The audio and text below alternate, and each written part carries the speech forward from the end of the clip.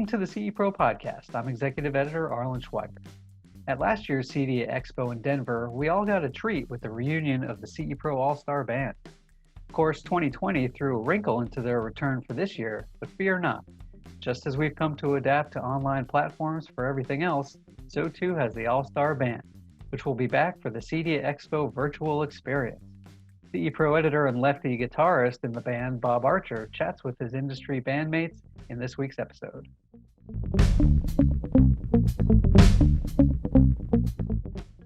Hello, everyone. Welcome to the CE Pro podcast. Today is a special podcast.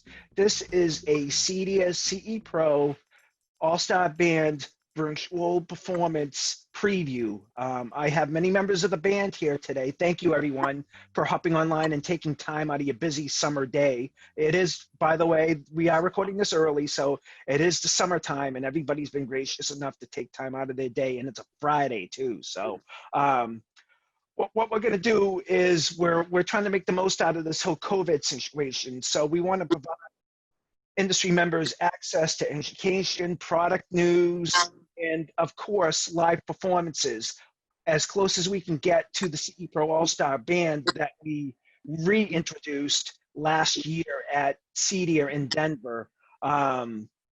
What's unique about the virtual band performances here is it's unlike a true live performance where everybody rehearses and then we get up and we play.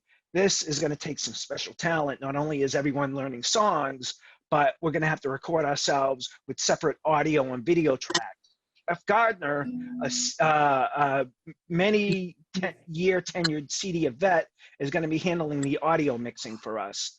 CE Pro's Larry Holmes will be handling the video side, and together with their talents, we're going to put together this virtual live performance. We're going to be doing several songs for classic rock and country.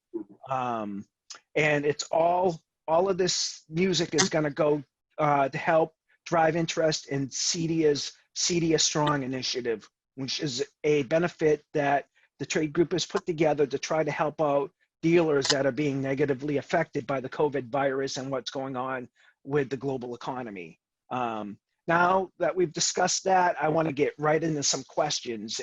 You know what? As a matter of fact, before we get into the questions, if we could start with Dave. If everyone introduce themselves, the name of your company, and your name and what instrument you play.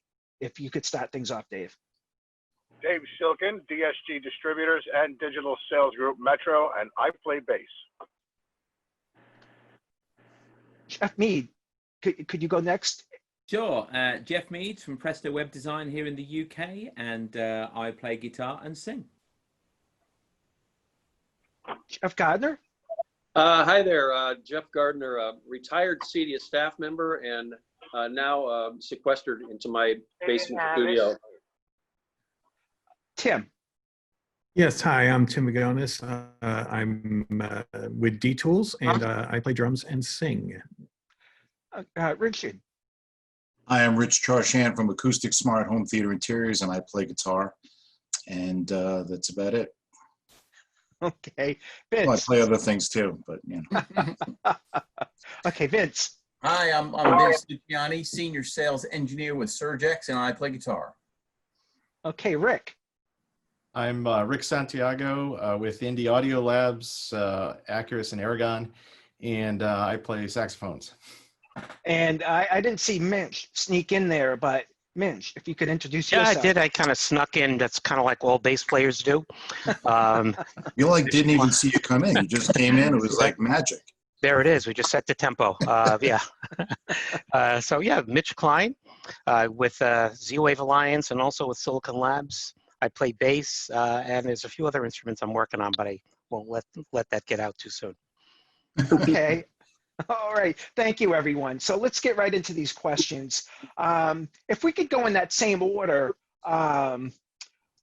what introduction, I should say, to be specific. What do you think about the mix of songs? Excuse me, Tim? I think Tim froze up, but anyway, he'll unfreeze, or hopefully he unfreezes. I already forgot the order. Well, Okay. as always, it's the bass players that I got to kick things off. Sorry, All Tim. right. Yeah.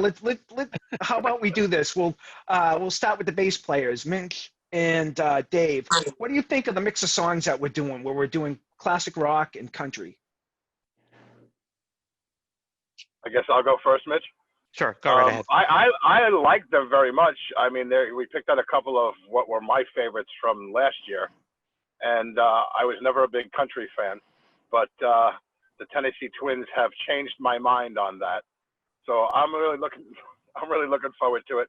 And I thought "Come Together" was probably one of my favorites of all that we did. So I'm looking forward to stepping that one up a bit. Yeah, I'm kind of aligned with you there, Dave. I've never really been a country fan either until I started listening to the tracks that we were going to learn. And part of that is because as bass players, much of the country stuff doesn't really provide much of an opportunity to get creative, so to speak. But the music is fabulous. I totally love the country. And my favorite happens to be Soul Man for lots of reasons. But that's the one I like the most. Okay, we'll move on to our drummer and vocalist, Tim. Yeah, well, I'm looking forward to playing the songs with Jeff and Tennessee Twin. I think the one we did last year was just awesome. It was really fun to play on. And I always like playing, Come Together. It's one of my favorites. So I think it's going to be really good. I think we played all those songs well last year, and have a chance to have a little bit more rehearsal and get these down. I think we're gonna have a good time. Okay, Rick, as a horn player, what's it like to play on a classic song like Soul Man? Well, as a jazz horn player, I'm just happy to have a gig. So, but no, it's really cool. I grew up with listening to that kind of stuff. One of the first movies where horns were really prominent, and so it's cool to be able to try to figure out something unique to add to it. So it's really fun. Okay, we'll move on to the guitar players.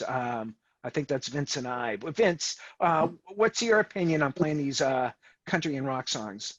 I'm a rock and roll kind of guy, and I think it's great to get out of your wheelhouse. And during this quarantine period, we've probably all had more time to brush up on your instrument, and I've definitely tried to do that. And having these songs that are not normally something that I would play, I think is a great vehicle. So I'm really looking forward to it. And I think Bob, you and I both are in that kind of that distorted guitar sound kind of camp. We've always gravitated towards that, and the country tunes are going to make us clean it up a little bit. And I enjoyed that from CEDIA last year. Just really concentrating on a kind of a clean guitar sound. Thank you, Vince. Rich, you played great, I thought, last year, playing all those like rock and roll, like Chuck Berry type licks, adding that kind of thing to these songs. What's your take on the country and rock? Well, it's interesting because like in my other band that I had, we actually did a couple of country type songs that we wrote. So I had to think outside the box. So I was thinking like a Lindsey Buckingham kind of feel and thinking in terms of that type of style. And I had to brush up on that. So it's a totally different sound, but it's all good to me. I mean, the song I'm really looking forward to is that Chris Stapleton tune, because I just love the chorus on it, and I think the songwriting is great. And the Luke Combs song is one I never really heard before, to be honest with you. So I'm learning that one for the first time. But I think it's all good. It's all based. It's really not country. It's like country rock. So it's got a little bit of rock to it, and it's just.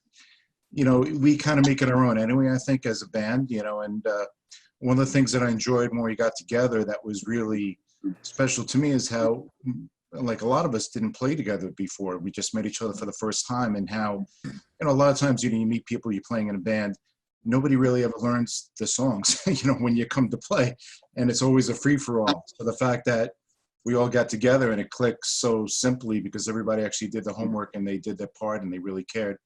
That's what made the whole experience so much fun. So I'm looking forward to it. I thought it was a blast, and everybody was was just awesome to play with. It was great. Loving it. Yeah, Okay, you know, well, Rich, I was getting comments after we played that, you know, that we'd been touring together, right? So I totally agree with you, Richard. I think that's the best part about participating here is just really getting to play with all you guys. It was awesome.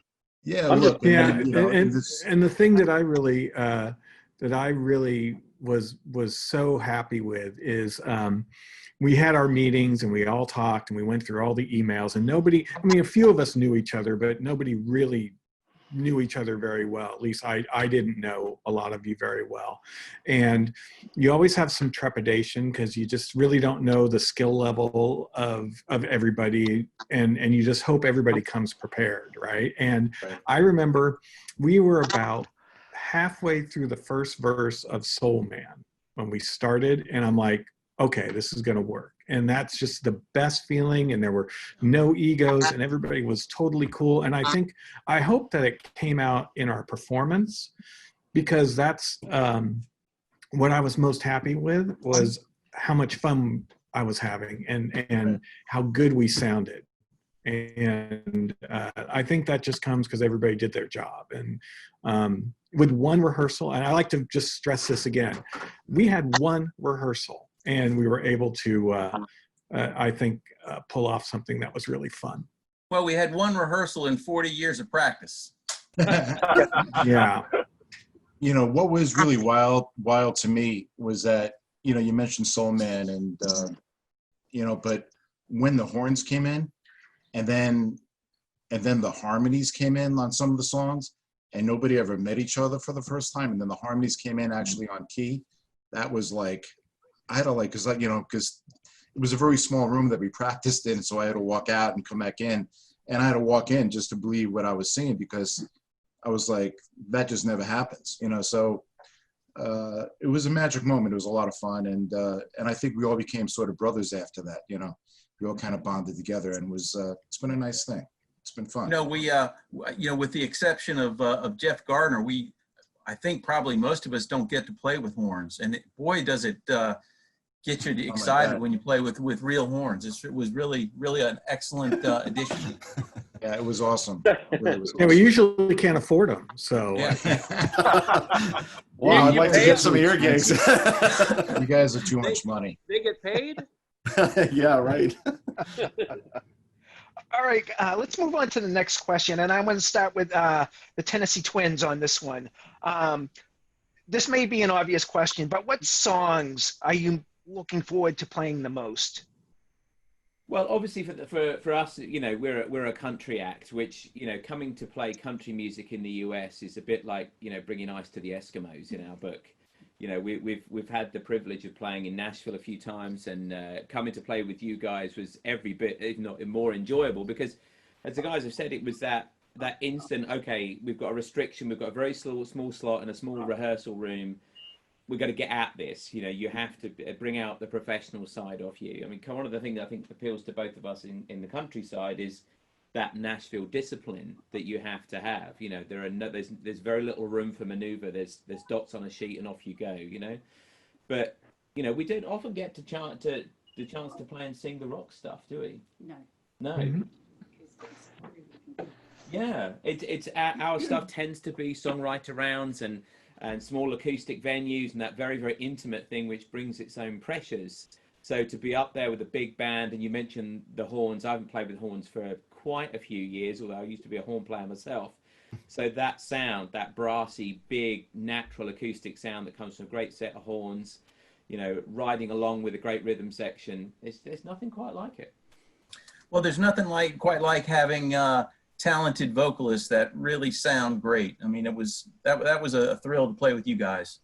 Well, right back at you, right across there. I think Tim kind of touched on it. I remember there was one moment about 3/4 through the gig last year when, you know, we'd had one rehearsal, we were all playing by the skin of our pants kind of thing. I turned around to Tim, who was playing the drums at the time, to think, right, okay, when are we finishing this? And we both locked eyes and go, right, we're in sync now. We know what we're doing. There wasn't any verbal communication needed. And that's when music becomes really fun, where you know you're all on the same wavelength, you know what the question is in each other's heads, and you're going to answer it together by just playing. And you know, such a great experience. Yeah, I'll say you guys gave me a lot of confidence. I get high levels of anxiety getting up there, and I would look back at Tim or look over to Dave or Jeff, and that really helped to calm my nerves because they were like my heart was up in my throat, and it's reassuring when I get that level of confidence from the people I'm playing with. Cool. Yeah, absolutely. I think you all, you know, it's like a sports team. It's everybody depending on each other. Everybody has to know their position on the pitch and what their job is, and everybody, you know, in such a small space of time, just gets on with their job. And that's certainly what happened on stage last year. And really looking forward to how it plays out a little bit differently with what we're going to do this year. Yeah, I would say I have more anxiety recording than I do playing live. So love playing without a net, improvising, and you know, that's just feeding off the audience, feeding off the fellow players. And then when you're in a room by yourself, then my OCD sense tends to take over, and it has to be perfect, and you lose a little bit of that that feeling, you know. And so I think it's going to be interesting to see what the shared experience is as we go on this little journey together, as opposed to, hey, we got one shot, we're going to all come together and do this, right? So I'm going to be leaning on Mr. Gardner quite a bit over the next couple of weeks here. No, you just have to deliver some good sounding drum tracks. Oh my God. Since we've started to talk about it, guys, let's get into that topic. We've alluded to already that this is going to be different because we're going to be recording audio tracks and we're going to be syncing them with separate video tracks. I think we'll start with Jeff Gardner. Jeff, could you explain how this process is going to work from your perspective? Yeah, it's in a perfect world with unlimited bandwidth, we could all set up at once with headphones and play live together. But that's not going to be the case. So what's going to happen is some guide tracks will go out and everybody will play their part to that same guide track. And then they'll all end up in the cloud in a place where I can grab those tracks and say, okay, drums, bass, guitar, sax, vocals, and so like that. Put it into the workstation and mix it like I would as if it was all recorded in one place. Then the video will be separate. That'll be phone video that'll go to Larry. And then once I have the songs mixed and sounding as good as they're going to get, then he's going to use those tracks to edit the video to, so that what the final viewer sees is clips going kind of like what we see here, from one person to another or several people on screen at once. It'll look like we're playing together. But really, everything is being recorded at a different time in a different place. It's like magic.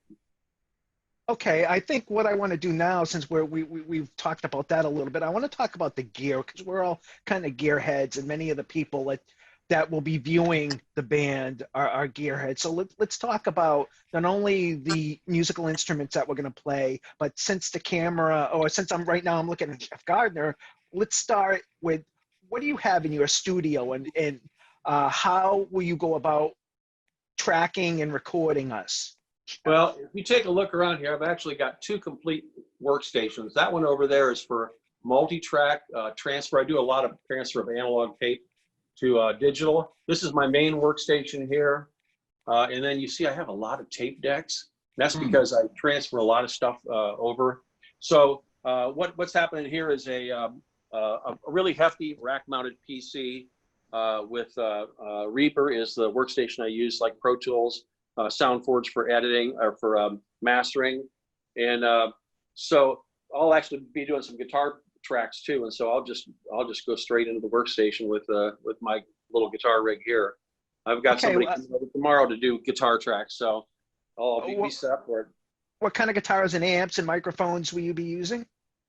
I did a count last year, and I thought I had 17 guitars, and then I found 3 more. But my main guitar for rhythm stuff is a 3 pickup made from parts Telecaster. Then I've got a little bit of everything, literally. Okay. All right. Since we're talking about guitars, let's move on to Rich. What will you be using to record? At CEDIA Expo last year, you had very nice Les Paul. Is that your main weapon of choice, I guess, so to speak? Yeah, it's funny, I was mostly a Strat guy growing up, and I still have my Strat. I always figured there's two guitars only. There's a Strat, and then there's a Les Paul. But the issue is when you're recording with the Strat, it makes a lot of noise, because the single coil pickup. So I tend to use my Les Paul for when I'm recording. And in the last band I was in, when I played the Strat, and if somebody else is playing a Les Paul, it leaves a totally different color. But if everybody's all playing Gibson, it gives it like a different, like a heavier sound. So I've been using a Les Paul for the last couple of years just because it's more that Americana rock and roll, and the sustain and the quietness of when you're recording is it just holds up. So a lot of what we, actually this is a question I wanted to ask Jeff, when you're recording, I mean, would you recommend, I've always done in the past where I plug it in directly, with some sort of a box, and I can do it in stereo or in mono rather than using an amp and miking it up, and get a great result out of that for a sound. What do you recommend? Yeah, as long as you're getting the sound that you're looking for, I still have a lot of control of it when it comes to me. So whether you mic an amp or take it direct, as long as you've got a sound that you're looking for, I'll just take that file. I don't need a stereo file. That's not going to do me any good. Yeah. Everything will be panned and arranged in the production. But yeah, monofile, and you can always send multiple takes too. Or you could send me one time with Les Paul and one time with a Strat. Maybe we'll use both of them. Right, for a different tone. Yeah. Ones and zeros are free. That's the beauty of the digital world. Yeah. All right. We'll move on to. With Vince, it was actually good because he actually had the Strat, right? Did you have a Strat? And I had the Les Paul, so that balance was actually nice because it's two totally different sounds. And then also what Rob had, he had another totally different sound too. So that actually worked very nicely together. Yeah. All right, Vince. Will you be using that Strat to record?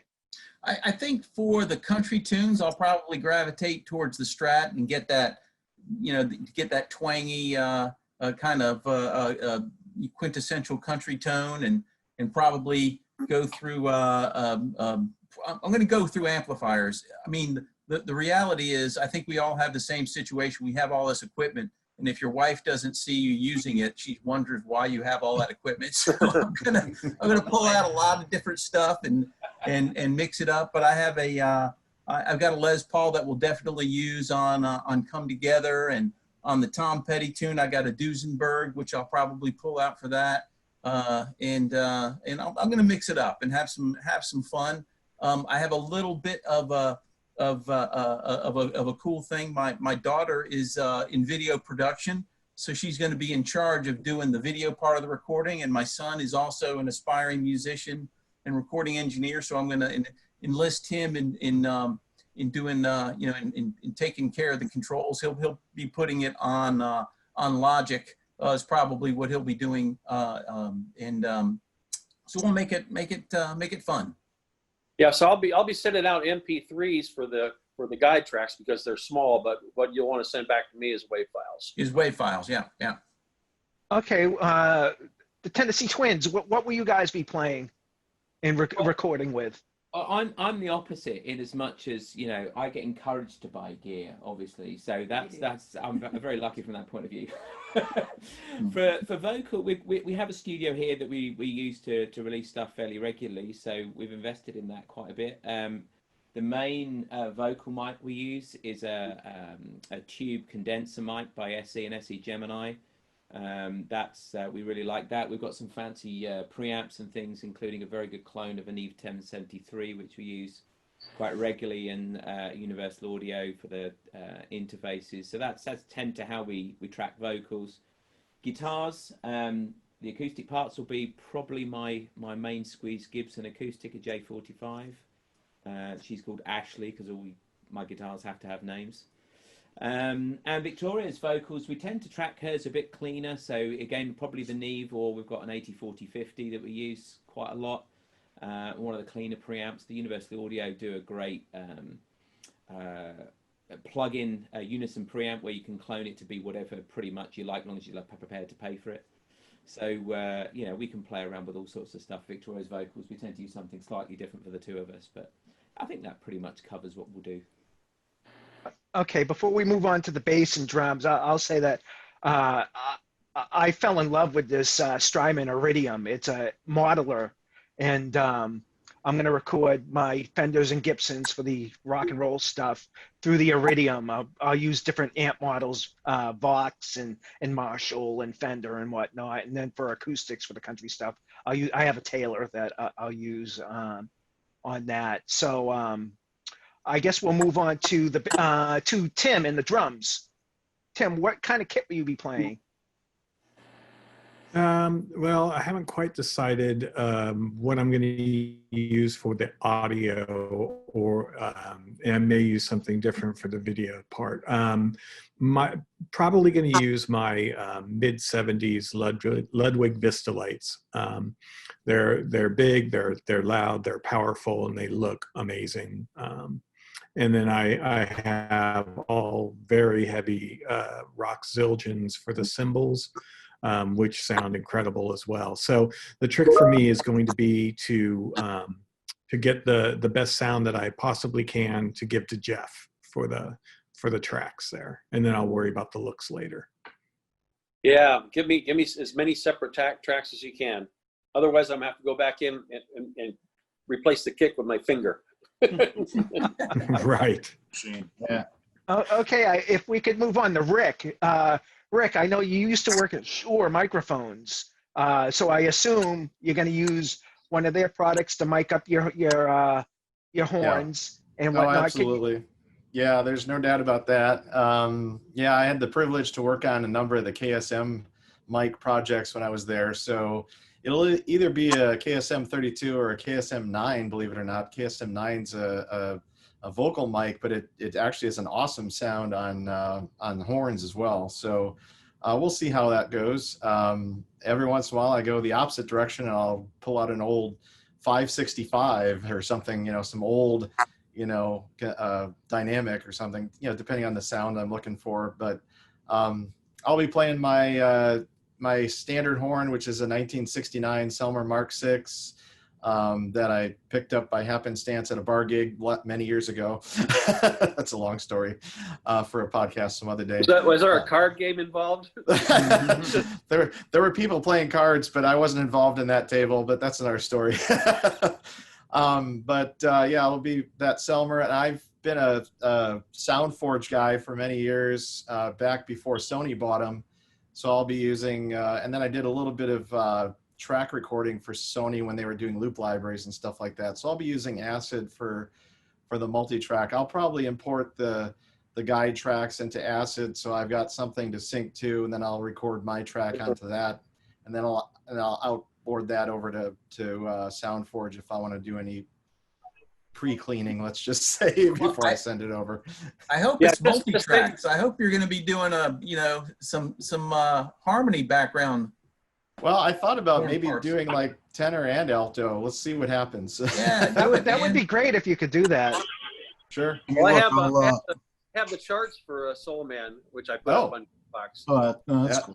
Even better. No, that sounds good. Okay, yeah, so that's the change. For Tim here. Tim and I haven't done Acid since the 70s, right, Tim? Right. That was the last time. That's right, and they're on version 6, so I don't know what that means, but no, that's like that's version updated. It's that was in the 70s. It's version 6 is much better. More colors, more vivid. That's right. Okay, if let's move on to our bass players, guys. What basses, what bass amps, what microphones, interfaces, etc. Will you be using? I guess I can get started with that one. I actually have a rather versatile collection of instruments. So yeah, I've got a Fender Precision that I've been using for years. I'll continue to use that, and a PV head over a bag end bass, a couple of bag end bass bottoms. But I've also got a Guild acoustic guitar that I've been struggling with. I mean, playing, and picked up a Gretsch mandolin because I thought that'd be kind of fun. And I actually have one sitting right next to the computer that I think to sit on these endless Zoom calls for work. I hope you're not paying attention, work. And you know, learning that. And I even bought a peanut ukulele off a Kickstarter.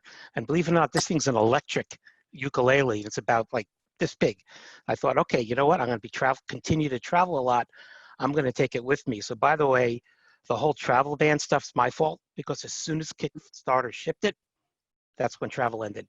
So anyway, and Tim, I don't know if I ever told you this, but I got a set of Roland V drums that I've kind of hacked around with. Yeah, that's pretty sweet, and also doesn't annoy the neighbors. You got the whole band in there. You got the PA.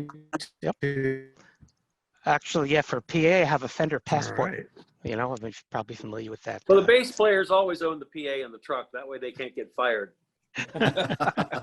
So true. So true. Yeah. So anyway, yeah, I left a pretty eclectic selection of gear. Okay, great. And I guess we'll conclude with Dave. If Dave is still with us. I'm still here. Okay, thank you, Dave. What are you going to be running? I'm going to be using two different basses. I'll be using the Ibanez Vintage Roadstar that you guys see me with at the last show.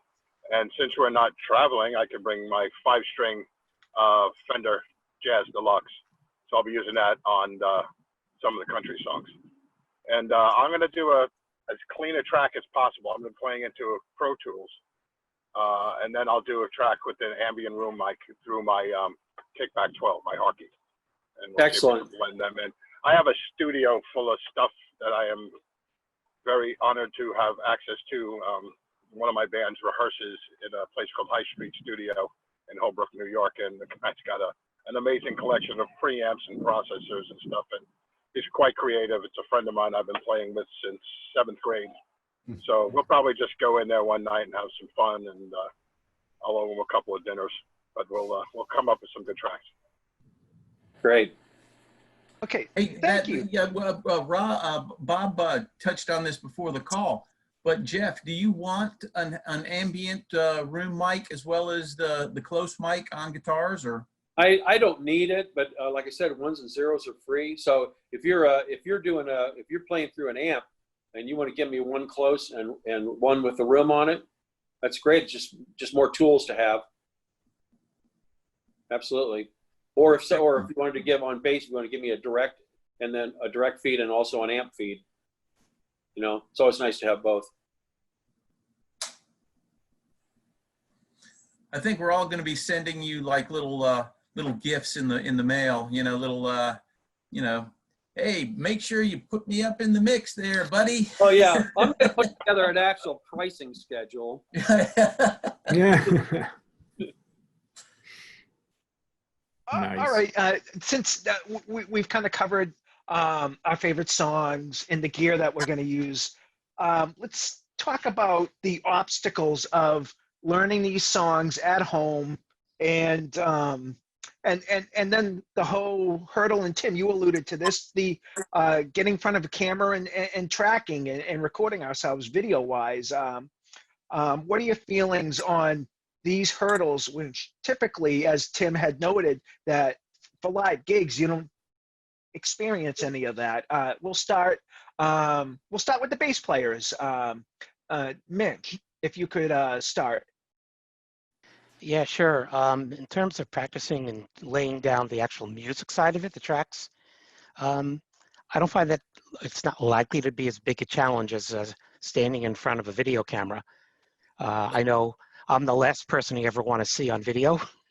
So it's always going to be a challenge and just, oh my God, I can't believe I look like that. I'll change my shirt. Wait a minute. I'm holding the bass backwards, you know, that kind of stuff. So to me, the video is going to be the most challenging part. Okay, Dave, what are your feelings? So I agree with Mitch. I mean, we're kind of used to learning songs on our own. You know, I do it every month we try to learn some new stuff with a couple of the bands that I play with. The video, I'm just going to let the cameras run and see what happens. I mean, I feel like my whole life has become a TikTok video lately with all the nonsense that's going on. So I'm just going to let the camera run, and hopefully we'll come up with some good stuff. All right, Rick, what's your perspective on this? Yeah, I think the video is probably the challenge. I'm gonna try to focus on the audio tracks, and then I'll probably like play them back and air band it. I don't know. We'll see. Is it okay if we use the air bass too? I mean, that's a good point there, Rick. Yeah, Tim, what are your thoughts on this topic? I'm going to have my designer animate my entire performance, so it'll be like gorillas. Yeah. Awesome. Now, The Aha video from back in the day. Yeah. Yes. No, actually, the playing is not going to be the issue. It's, I said, is making sure I can get good sounding tracks. The songs, we already kind of know the songs. I practice all the time, so I'm not worried about that piece. And just try not to stress out about the camera, right? Because I'm with Mitch. I'm like, yeah, God, face for radio. So, we'll just have fun. All right. How do the twins feel about this? Well, I mean, this is pros. We do not hugely regularly, but have done more and more regularly since lockdown. I think we've just done one last week, haven't we? We have, yeah, with a couple of other lady artists, and both the sound and the video thing. I think the video on both counts, where you would normally be in a room sharing ideas with the other artist and the producer, actually we kind of have to just do what we think is right and hope Jeff can pull us together. I feel for Jeff as an engineer myself. Usually you have the chance to influence the performance a little bit in terms of what is going to work best as it's being recorded. But I think Jeff's job is going to be trying to put together a jigsaw made of pieces that may or may not be intended to go together. My hat goes off to Jeff for that. I think the video is an interesting thing. We've done that just recently. My advice, don't try and record the two together. Then definitely do sort of a video, a performer along to the audio wherever recorded, and that certainly makes things a bit easier. Also that the audio, go ahead and use headphones, because that's the way it should look on screen. We should all be wearing headphones when we're playing, but make sure that there's some of that sound also getting on to your phone for the video, because that's what he's going to use to line it up. So have it playing a little bit live and in your headphones, so that when the phone is recording, he's got that. He's not going to use it, but he'll have it to sync with.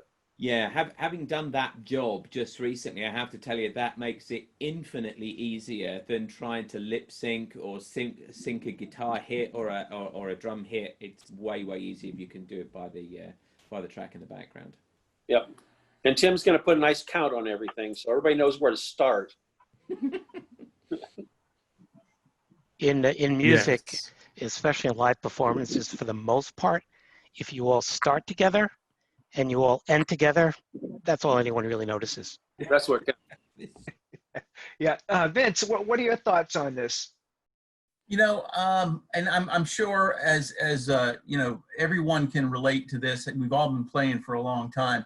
I find myself, I play a lot of electric guitar acoustically, sitting in front of the TV, jamming along with commercials or jamming along with the background. I mean, I just like to have a guitar in my hand and I'm playing. And some of the stuff that comes out at 11 o'clock at night that is just, with no one listening, is just brilliant. But the second that little red light comes on, all that goes out the window. So I'm hoping if I can play like I play, sitting on the chair, just with no pressure on. If any of that leaks out onto this recording, I'll be happy. Well, just remember, you can try it as many times as you like. Unlike that live show where it's one and done. One and done, yeah. You can just come back and do it over and over and over until you got the piece you like, and then send it. Yeah, but I think you, Jeff, you weren't there, but I don't know if you guys noticed, when we were practicing the day before the show last year, I never play the song the same way twice. So whenever who knows what you're going to get from one take to the next. So we'll see. Okay, Rich, what are your thoughts? Yeah, you know, as far as the recording goes, I mean, I'm cool with that. I've done a lot of that over the years. But the video thing, it's so weird. Like you see videos online of the guys doing like what we're doing, and I've seen people playing in hammocks. I've seen people playing in the bathtub, you know, and it doesn't matter because it's all the audio is already recorded. So honestly, I was just thinking of having fun with it and just like goofing on it a little bit because it's all us playing the parts. You know, you're never going to sync in whatever you're playing, you know, with the audio perfectly. So it is what it is. You know, look, we're just, you know, we're all playing the music. The video is just to show you that we're actually playing.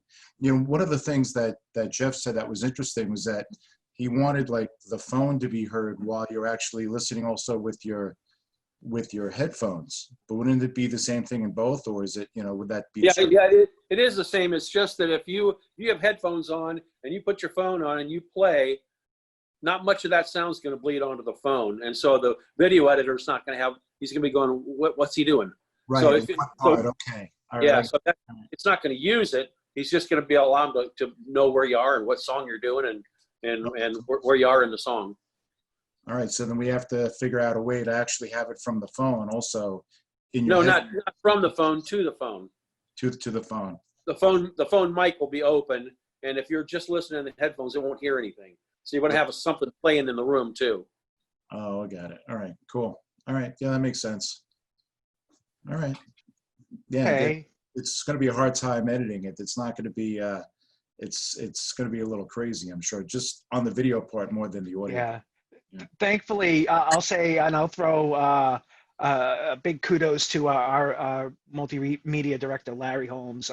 Larry's got years and years of experience. And if you think about it, he has to deal with me and all my flubs that you guys don't see in those CE Pro videos. So if he can deal with my flubs, you know he's a real pro. So yeah, I think the video part will fall into place.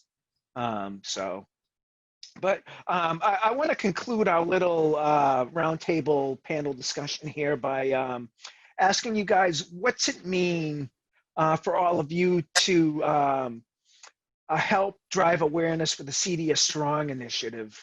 As we alluded to and talked about earlier, the economy, because of COVID and the social distancing and the quarantining, has had a real impact on a lot of businesses. What's it mean to you to be able to help out the CEDIA community? And I think we'll start with Vince, and we'll go through the guitar players first. You know, while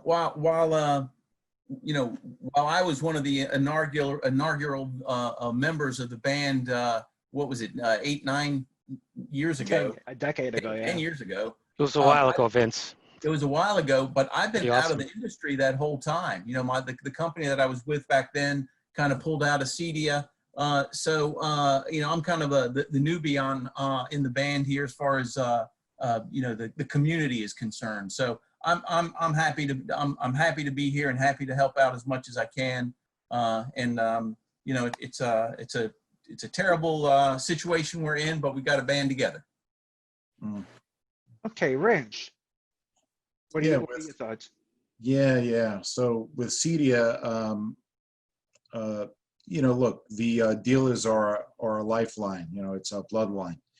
So without the EV dealers, we have no business. And it's been very interesting, you know, talking to them across the country and hearing their stories. You know, some are doing well, some are doing not so well.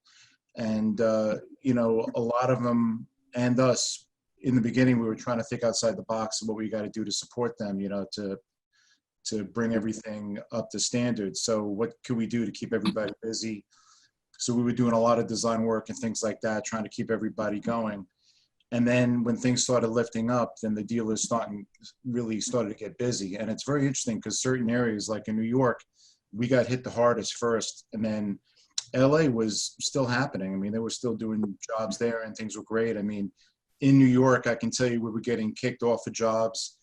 Job sites had COVID, and they even had a $10,000 fine if they caught you at, at the job site. There were people driving around making sure that nobody was working. So that's how protective they were in our area. So you really had to be, you had to really pick and choose what you can get away with and what you couldn't, because, you'd be getting hit with a $10,000 fine.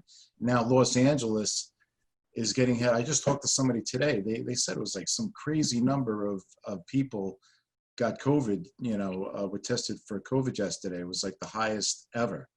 And so now they're getting what we had, and nobody's wearing masks. So I'm worried about what's going to happen 3 months from now, 4 months from now, because everybody's talking about a second wave. So with me and all our dealers, we're working hard right now to sort of do whatever we can for the clients and for the dealers, getting ready for that second wave, whatever that is, whatever that's going to be. Hopefully it's not as bad as I think it is, but I really hope that we get through it sooner rather than later. Okay, the Twins, what are your thoughts on this? Because obviously it's impacting the European side of the electronics industry too. Yeah, it really is. I think our story is probably slightly different to the one in the US, as it is different to other countries in Europe and other countries around the world. I speak to people from literally every corner of the globe on various platforms, and it's a different story everywhere, even as you just illustrated on the two sides of your country. I think there's a couple of things that we're taking from it. It's actually, I think, helped the musicians and artists find new ways to get music out to people. Things like live streaming, Facebook, StreamYard, all of those kind of platforms has shown that actually tech is very good at bringing people together where they otherwise can't be. And if we can deliver just a little bit of an uplift in mood or a smile to someone's face by, sharing some music in amongst all of this, then, that's a really great thing to be able to do. I think one of the other nice things that's becoming a little bit apparent here is that people are rethinking actually what their home means to them a little bit. And now we've been forced to be in a home 24/7 for weeks on end with our family. We look around our house and say, what could we do to be better here and to make it more enjoyable and more useful for us? So I think in the medium to long term, actually, the industry maybe has some really good news coming, but certainly, it seems like a long way off yet. And, we can just be there for a bit for each other and help entertain each other in the process. Then that's a great thing to be able to achieve. Okay, Jeff, what about your thoughts as semi-retired and an active CEDIA guy? Well, here in Indiana, we've pretty much stabilized and done a pretty good job, with keeping the virus under control. As for CEDIA, it's a nice opportunity for me to stay involved. I tried to retire, and then of course they had me teaching and working on books and everything else. I think I've actually retired now from CEDIA. We'll see, but not till this is over. It is good to be involved in. Like last year, I didn't get to play because I was teaching on the day of rehearsal and teaching on the day of the gig. Well, I'm not going to let that happen next year. We'll be in Indianapolis, and so I'll be hosting and showing everybody around and playing, hopefully. Oh, well, we're not going to be in Denver next year. That's a bummer. Yeah. What's that? No, I love going to Denver, but yeah. I didn't realize it was in Indianapolis. Yeah. You know what? I don't know that for sure. That's a rumor, so don't. I believe you're correct. No, it's true. It is. Okay. It is correct. And I can say that I actually love coming to Indy because it's a smaller town. We come in, we almost take over the whole town. So wherever you go, you're seeing your pals and your associates, and I actually really like the environment there. The Slippery Noodle, right? Is that the place? The Slippery? Yep. There it is. Yep. That's one of the few places downtown that hasn't closed. Yeah. The Noodle's still up and running. Yeah, that and the place with the horseradish, with the steak and the horseradish with the St. Elmo's. St. Elmo's, yeah. That's the place. Yeah, they're still there. Yeah, so to the question of the whole crisis going on now, this is not the first crisis that we've gone through, and I think I spoke to that on a podcast at one point. We've gone through the dot-com bubble, which had a direct impact on every one of my industry friends. We've gone through 9/11. We've come through the crash in 2008, which some have still not recovered from. And every time we come out stronger. And that's Yep. why I kind of like the whole CEDIA Strong. You know, I'm in Boston, and we've gone through the Boston Strong thing, you know, which was the marathon, post-marathon issue. This is obviously unprecedented. No one knows when we will get to the other side of this. So I think it's really critical at this point that we, wherever we happen to be within the industry, support each other and help each other get through some of these tough times. Okay, Dave, what are your thoughts? Well, like Mitch just pointed out, we're a very resilient industry. And we've watched our dealers like take this on and really go for it head first, do the best they could with the tools they had. And for me, it's more like just saying, hey, thanks, guys. Thanks for keeping us going. And thanks for giving us an opportunity to hang in there with you. And, you know, we're making the best of this, our business right now, although New York was in really bad shape in April, is now extremely busy. And, you know, we just want to see it continue. Nobody's really talking about the next wave because we're just concentrating on getting through today. And we're taking it one step at a time and one day at a time. And, you know, like I said, we just want to say thanks to all our dealers for hanging in there with us. And we're looking forward to whatever comes next. And whatever it is, we'll take it on head first. The Rob, the one thing that I do want to point out, and I have been hearing from a lot of dealers, is that the same thing that Jeff said, is that people are staying at home more. So because they're staying at home more, they are working on their houses. They're not traveling to, you know, Europe for 6 weeks or 7 weeks. Sorry, Jeff, but they're not. They're staying here in the United States. But you know, whereas they would go to Italy for 6 weeks or 7 weeks, and that cost a bundle of money. So now they're working on the pool. They're building a new private cinema. They're doing multi-room audio around the house, which they might not have done. Also, another thing that's very interesting is that all of our clients, most of them, they're never even home to enjoy half the stuff that they have. So some of them called me. I haven't heard from them in 3 years, and I'm always assuming that maybe they're calling me, they might have an issue. They're calling me because it's the first time that they've ever used their theater that we built for them 3 years ago. They were never around to enjoy it in the first place. So they actually called me up to actually thank me and say, I'm really enjoying it because the whole family is finally together.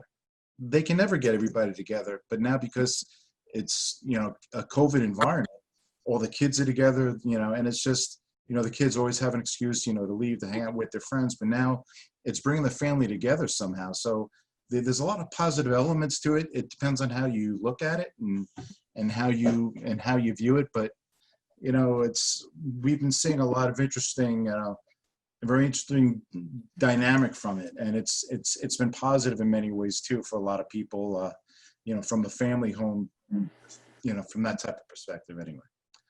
Yeah. I you know, we see it editorially from the CE Pro kind of viewpoint, in that we're hearing a lot about people realizing that their home theaters need updating or their home networks need updating. Maybe they would like to add an outdoor audio system because they're going to do a staycation kind of thing, rather than traveling to Europe or even the Grand Canyon or something like that. So there are a lot of opportunities out there, I think, that will develop because of this stay-at-home situation that we're all living through right now, including home offices, which will be a really big part of the CEDIA industry going forward too. I mean, we're on the Zoom platform right now, so I think a lot of people will want collaboration systems, and of course that means probably updating their network and everything. So it really will mark the new a new sort of era for custom installers. So it could be a really good thing, I mean, once we get through all of this. But I want to get, let's see, who did we miss on this so far? I kind of lost track of where we were on this. Did anyone else want to share Just their me. thoughts? Oh, sorry, Tim. Okay, Tim, if you could share your thoughts on what it means to be supporting the CEDIA Strong initiative.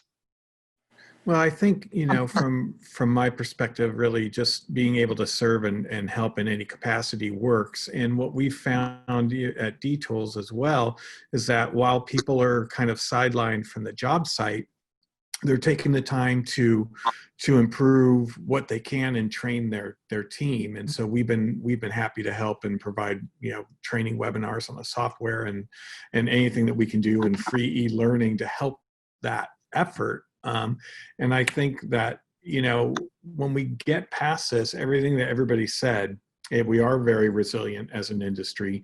I do think, and I've thought this from the start of this situation, that there's going to be opportunities for our guys when we get through this because of the time spent at home. And I don't think that people are just going to be flocking back to the office, right? And I do think that this is going to kind of change the way that the industries everywhere start to work. And that's going to provide opportunities.